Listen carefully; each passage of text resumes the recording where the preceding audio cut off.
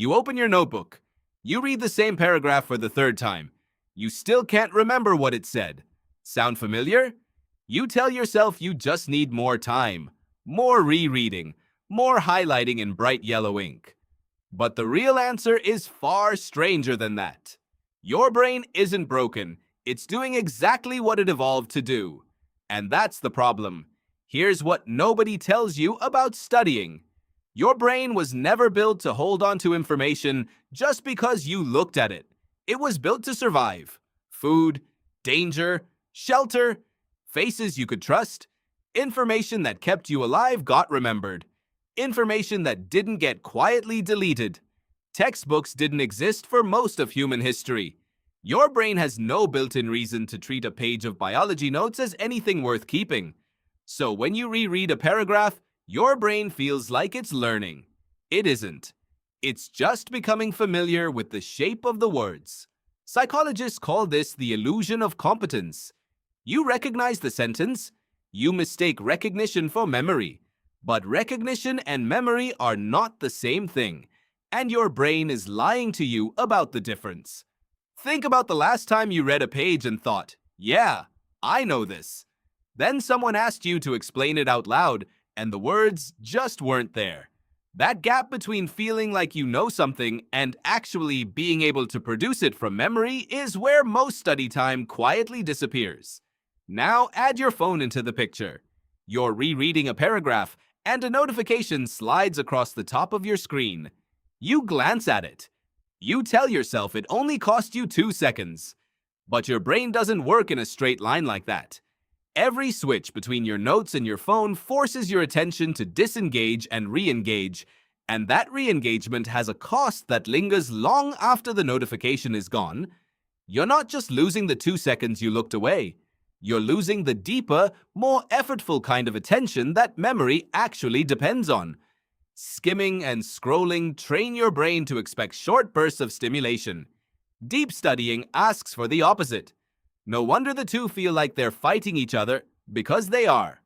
Let's go back more than a century to a man named Hermann Ebbinghaus. In the 1880s, Ebbinghaus ran an experiment on himself. He memorized meaningless syllables, then tested his own memory hours, days, and weeks later. What he found became one of the most famous discoveries in psychology. Without any review, you forget the majority of new information within the first 24 hours.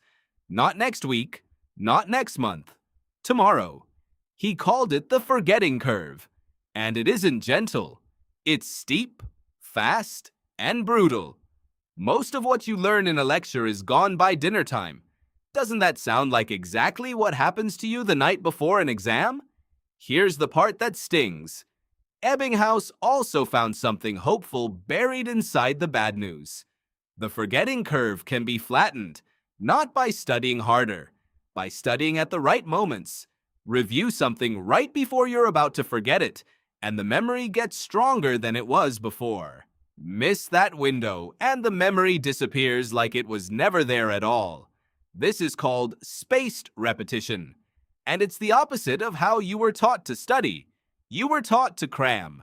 One long session the night before, fueled by coffee and panic. But cramming doesn't build memory. It borrows it. You can hold information in your head for a few hours through sheer force of attention. Then it evaporates, because your brain never had a reason to file it away for later. Why would it? You told it, through your own behavior, that this information mattered for exactly one day. There's a reason cramming feels like it works, even though it doesn't. Your brain has two very different storage systems. One is short-term, sometimes called working memory. It holds a handful of items for a few seconds or minutes, just long enough to use them. The other is long-term memory, the kind that survives sleep, survives weeks, survives years. Cramming fills up working memory. It never touches long-term storage. You walk into the exam with a full cup, and by the time you walk out, most of it has already spilled. Now here's where it gets stranger. In 2006, a researcher named Henry Roediger, working with Jeffrey Karpik, ran a study that quietly overturned decades of study advice. Students were split into two groups. One group reread their notes over and over. The other group closed their notes and tried to recall the information from memory, even when they got it wrong. A week later, both groups were tested. The group that reread felt more confident. The group that tested themselves remembered almost twice as much. Let that sink in for a second. The group that struggled, that felt less sure of themselves, that had to drag information out of a foggy memory, outperformed the group that felt comfortable. Feeling confident while studying and actually learning are two completely different processes happening in your brain. One feels good in the moment. The other builds a memory that survives. This is called the testing effect. Retrieval, not repetition, is what tells your brain a memory is worth keeping. Every time you force yourself to recall something instead of just looking at it again, you're sending your brain a signal. This matters. Keep this. Don't erase it tonight. Rereading sends the opposite signal. It's smooth. It's passive. Your eyes move, your brain relaxes, and nothing gets reinforced. You're not exercising the memory. You're just visiting it. Think about the last time you tried to remember a phone number without looking at your screen. Frustrating, right? That frustration is actually a sign that learning is happening.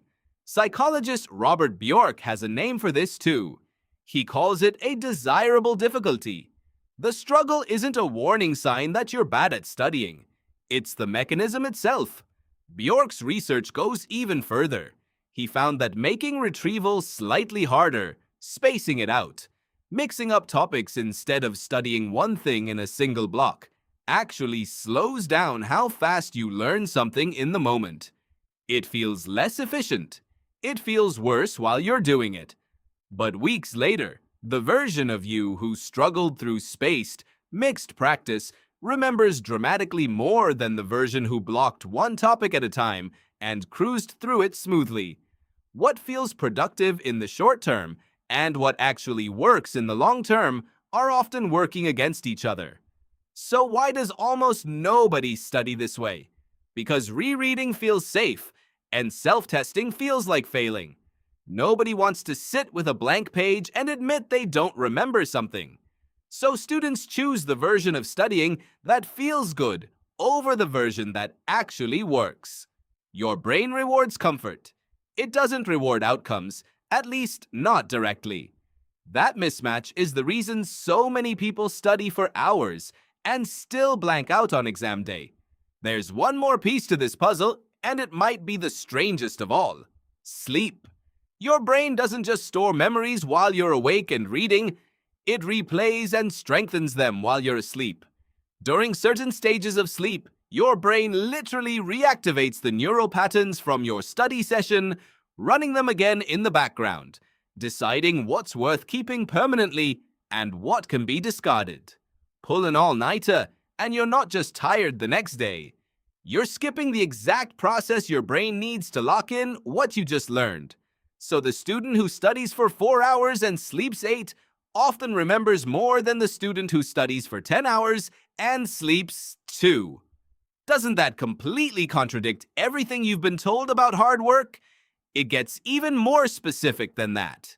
Researchers studying sleep and memory have found that this replay process happens most heavily during deep, slow-wave sleep, the kind that mostly occurs in the first half of the night.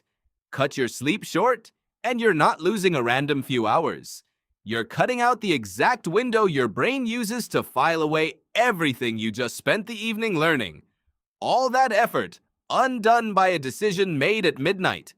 Put all of this together, and a strange picture starts to form. Your brain was never designed to reward effort. It was designed to reward relevance and repetition spaced out over time. Cramming feels productive because you're doing something, but your brain can't tell the difference between busy and effective unless you force it to. Here's a question worth sitting with. How many hours have you spent this semester rereading pages that felt familiar, without ever once closing the book and asking yourself what you actually remembered? Most students never find out the answer because the exam is the first real test, and by then, it's too late to fix it. So what does this mean for you? Tonight? The next time you sit down with your notes. It means close the book sooner than feels comfortable. Try to recall what you just read before you check if you got it right. Come back to the same material tomorrow, not because you forgot it completely, but because you're about to. Let yourself feel unsure.